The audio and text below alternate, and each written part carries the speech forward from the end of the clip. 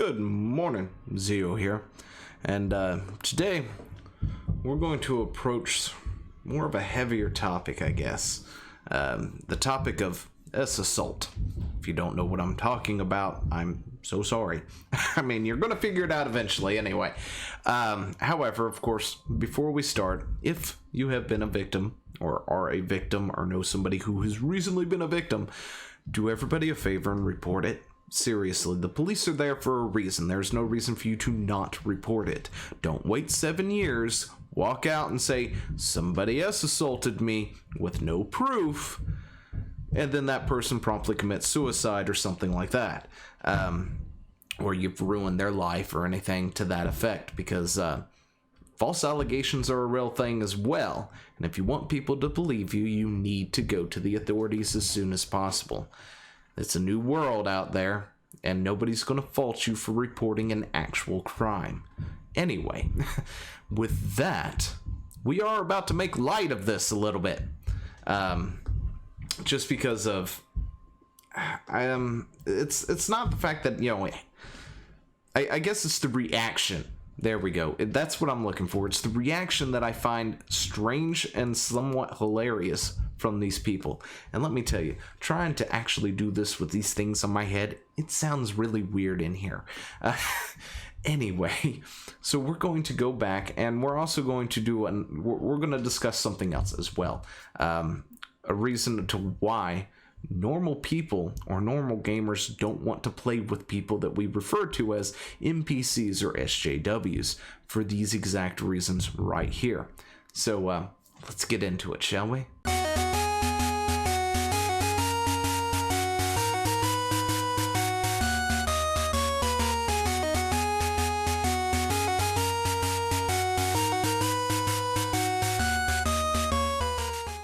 Anyway, so apparently I somewhat messed up my things and had the wrong stuff up here.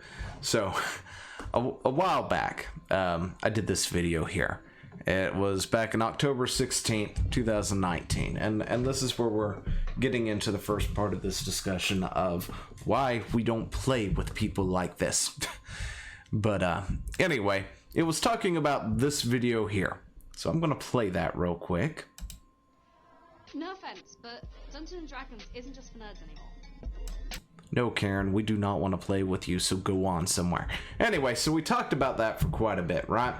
How these people who effectively, I guess you could say, were the bullies at one point in time, now coming into our space claiming that they want us to play with them, and how dare we keep them out after they pushed us out for years on years and all this other stuff. And I was like, you know, go play with your own group.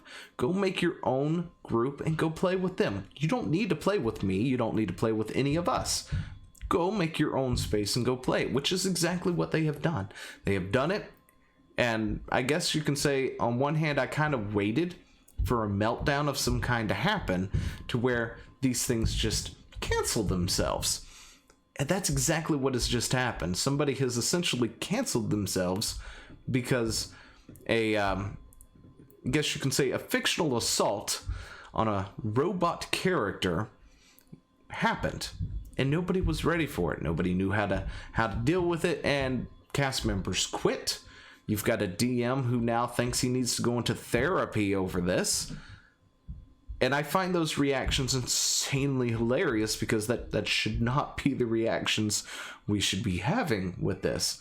But yeah, it's whatever. I mean, I understand that some people, they, you know, especially somebody who may have actually been, you know, assaulted or whatnot, may not want to, you know, deal with that kind of thing. You know, PTSD is a thing, after all. Real PTSD, of course. I'm not talking like Twitter PTSD. I'm talking about the real, full-blown, I've been in a horrific accident, or I've been attacked and almost killed, or whatever, or I went to war and got shot at. You know, that kind of PTSD. You know, the real stuff. That happens, and I got that. You know, so maybe not airing something of that nature probably should have not happened to thousands and thousands of people. However, with the player base, it shouldn't be a deal breaker at all. Yeah, if that makes sense. But apparently, you've got a role-playing YouTube series canceled after live streaming an assault scenario. And it's not as graphic as one thinks, because we're talking about fictional characters in a fictional world who are robots or androids or something to that akin, and a data port on the back of the neck that apparently, when plugged into, can send you into a robot-gasm. And it is somewhat, presented in this fashion, but at the same time, come on, people, can we not? But this here, this is the scene. If it loads. Does that make sense? So yeah, he's standing up and he says to you, he's like, Now, this here is the character, Johnny, right? This is the one who's about to be assaulted. This, of course, is the DM. I really don't know anything about him other than what I've read because of this, but apparently he's a very, very good DM or something. Okay. But yeah, that's apparently what I've heard. He's very good. tearing up a little with like, oh god, it's happening. And he says to you, he's like, don't be scared. I've done it before. I can show you. Now we can see the one on the upper right here who's practically dying from this. Everybody else, I guess, kind of sees that this is probably not the thing we should be talking about. And he reaches over onto the But yeah. table and he picks up some kind of like device, right? It's got a plug on one end and some buttons on the handle. And he says, I'm gonna do it real gentle the first time and you tell me how it feels, okay? And Okay. Yeah, we probably shouldn't have done this on a live stream, just saying. I mean, it's one thing to do this with your group at home. I mean, bards do exist for a reason, people. There's a reason why we have half-breeds everywhere in DnD. Bards. Anyway. he says there's a port on the back of your neck. You can feel it, and he gently, like, he puts his hands up like you're a scared animal. He's like, let me just, and he reaches up to touch it, right? And you can feel it. There's a port back there. Well, the character who's actually being dealt with here, hers, she doesn't really have much of a reaction to this other than, okay, this is happening. This is a thing. And it's like, as far as you know, it's like a firmware update port. It's hidden at the base of your skull. You don't remember, like, you've never been accessed while you were conscious. So he reaches up, you can feel it, and he holds up the device, and you can see that the prongs on the thing match the feeling of the plug. Anyway. And Anyway, we're going to get into the article from there. Nothing else happens. He touches it, with the tip, and it sends Johnny into a robot-gasm, I guess. Things flicker and all that good stuff. And then everybody melts down after that. They don't do it on stream, of course. They hold it together just long enough to end the stream. But apparently, the entire Verona, I knew how to say this earlier. Cast has quit the show, and the second season of the series has been canceled. The GM responsible for the theme says that they are stepping away from RPGs for the time being and will seek counseling. I don't think that's necessary. Obviously, these people have never played with a bard, but we're talking about these kind of people playing tabletop games. So, that's what's going to happen. You can't play with these kind of people, not on anything that is a more mature nature topic, that's for sure. Anyway, there's a warning that this article contains a description of assault. It does not. Nowhere in it does it contain a description of that. Anyway, but apparently Verona group was led by game master Adam Cobell, an award-winning game designer and co-creator of the popular Dungeon World tabletop RPG system. Now, I'm going to ask this. Does anybody know who this guy was beforehand? Secondly, has anybody ever played this Dungeon World tabletop RPG system? Because I've never heard of it before. I mean, it doesn't really mean much just because I hadn't heard of it, and I've lost the thing that I had up. You know what, we can just click it and bring it back up. Here's this. But when you click it, this is what you get. You can apparently pay for this thing. I'm not going to. It's not D&D, but that's just me. It feels like, I guess, it's a tweak on the D&D rules to be different. Of course, this is the guy right here, and here's the other person. Nothing really has changed on this. This is the entire page right here. There's nothing else here other than finding them on Facebook, Google+, Twitter. You hit Tell Me More, and it brings you down to the About. You hit Buy, takes you there, downloads, contacts, just straight down the page. So I don't really know much about this guy other than he's apparently supposedly some kind of award-winning game designer and co-creator of a popular Dungeon World tabletop RPG system. That's it. That's all I got on him.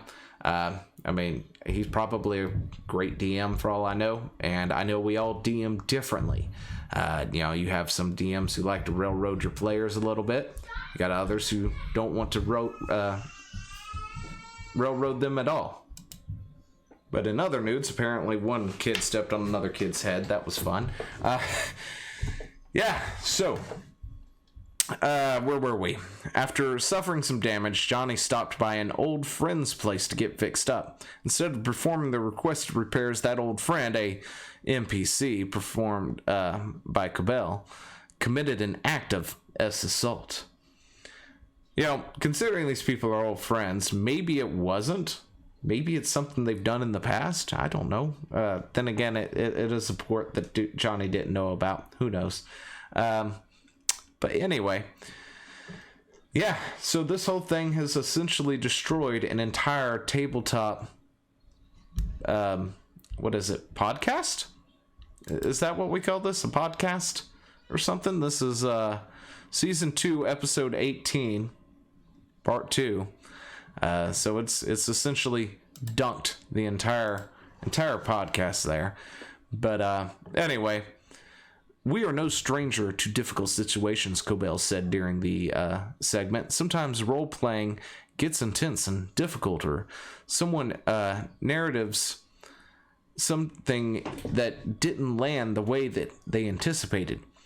We've seen it plenty of times through the years, and usually when something like this happens, we have the opportunity to discuss it on a break, or we take some time between episodes, and that sometimes means we need to correct or redo a scene. I don't know, maybe it's just me. Maybe I'm an older DM or something, but we don't redo scenes. That's not how this works. Maybe that's part of the rule set for that dungeon world, I guess. Redo scenes if you need to. I don't like that at all. Yeah, you can correct me if I'm wrong, but I've never done that or seen anybody ever do that before. Yeah. Makes me wonder about you. Anyway, we've done this before, Cobell continued. Usually that's enough to ensure that the cast continues to move forward and feels comfortable and safe exploring the stories that we're telling. But unfortunately, for whatever reason, we didn't put any safety measures in place to prevent that discomfort while it was occurring. And this is where I actually learned something new. There's a thing called an X card and lines and bells. I've never heard that before in anything. But apparently the X card is simply a physical device, sometimes a card, or other time hand gesture, or perhaps just a code word. So apparently now D&D needs safety words. Cucumber, that's the safety word. The players can use to stop the game at any point if they become uncomfortable. Lines and bells, on the other hand, are agreed upon beforehand by everyone on the table. Lines are subjects or activities that will not include, and bells are situations that only happen off scene without player input. I'm not really sure what a bell is. The lines thing, though, that actually can be understandable because I've done like rated G versions of games and stuff where I'm like, look, okay, people, this is going to be rated G. Keep it rated G. Bard, keep it in your pants. That's all you got to do. Keep it in your pants. Rated G, because we're playing with the kiddos. You know, things like that. But other than that, the rest of this kind of boggles me a bit. Anyway, versions of these strategies are common in most tabletop RPGs, especially those dealing with sexuality. I know. Maybe in the West Coast? Maybe it's just me. You guys tell me. If you are from an area where this thing is commonplace, has it always been commonplace, or is it recent? Because the next line here tells me this is not a commonplace thing, and it is fairly recent. For instance, both were recently added to 5th edition Vampire the Masquerade, after the initial print run negated to include them in sufficient detail, probably because it's not that normal. I mean, sure, the standard, rules are going to be like, hey, look, if you got to take a break, talk to your players. Of course, a good DM talks to their players and learns things about them, right? They get some backstory from their characters, who's going to play in it, so they can play off the backstory and bounce around and stuff. And if there's something that they don't want to touch, talk about or deal with in the game, they will generally try to avoid that as well. But they didn't really need things like X cards or lines and bells or any of these rule sets to make that sort of thing happen. But yeah, now the reactions from all this is just, this is where it's, I don't know, I find it hilarious yet sad at the same time, because you've got the other players and stuff giving statements here, and it's like, I lost faith and trust in Adam as a GM, even after role-playing with him before. One time, dude jacks something into your cranium port and causes you a robotgasm, and now we're going to be like, I've lost faith in this guy. Really? Come on. Hell, I might have even lost faith in him as a friend. Yep, he's no longer in the friend group. We're going to find a new DM for the remaining, get a new cast, new DM, just throw it all out. Anyway, Adam continues to say that the game mechanics were not properly in place, and that as a group, we should have discussed this prior to starting the show. Yeah, I mean, it's y'all's rule sets. I just went through some of them up there. That's not just on him. I'm sorry. Look, if the group didn't discuss this, you can't get mad at the GM for doing it. If the DM decides they're going to do something, you guys didn't discuss it beforehand, that's on the entire group, not just the DM. And these guys are throwing it on this poor guy's face. Anyway, sure, that's a good idea in hindsight, but if you need to have a talk with your cast beforehand that you're planning on introducing an S-Predator NPC to one of your characters, I guarantee you not one person would be okay with it. Yes, they would. There are people who are okay with that. In fact, in other, games that I've played and stuff, you could stop things when it's happening. It's like, oh, wait a second. I'm going to do this real quick. Because you have agency in the game. In my experience, when a telltale sign of a bad DM is when you say, whoa, wait a second. No. I'm gonna go do this because this isn't happening. I'm not going this way. Not doing this. Or whatever. And the DM's like, nope. You're forced to do this narrative that he's gonna then read to you for the next 5 minutes. And railroad you down that regardless of whether you want to or not. You have agency as a player and can go and do other things. If Johnny was feeling uncomfortable, Johnny could have reached up, grabbed dude by the arm and said, oh, no, we're not doing this. I don't know what you're doing, but no.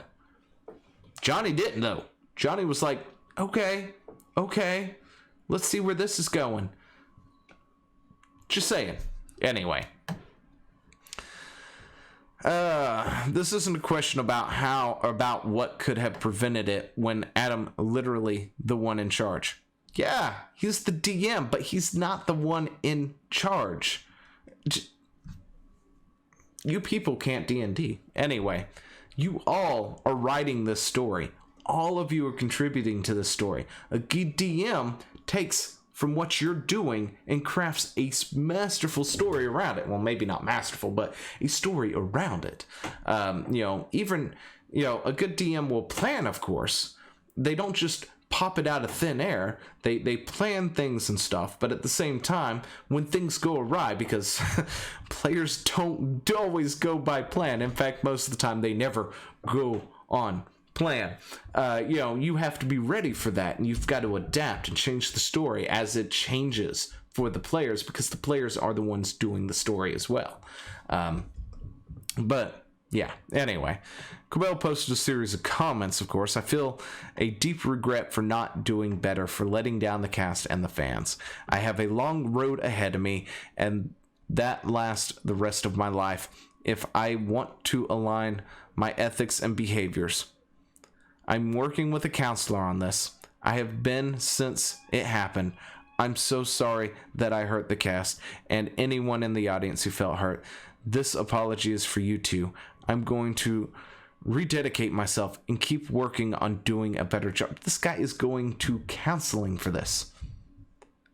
I don't think he's going to counseling, just saying. Anyway, but really, that's the world we're at. Anyway, I'm done with this. People who can't play D&D or playing some kind of D&D tabletop variant, they all get butthurt because they can't handle an adult scene. Player can't have any agency of her own, apparently, or his own, because I don't know what Johnny is. Johnny is some kind of robotic android thingy. And the whole cast quits, and the DM is now thinking therapy. That's the TLDR. I should have just started with that. Anyway, let me know what you think down in the comments below, and I will talk to you later. See ya. Hey, thanks for watching. Don't forget to leave a comment, smash that like button, and always subscribe for more. And of course, there are other videos floating around somewhere on the screen, so click one of those and see if you can find something that suits your fancy. Till then, I'll see you later. Bye.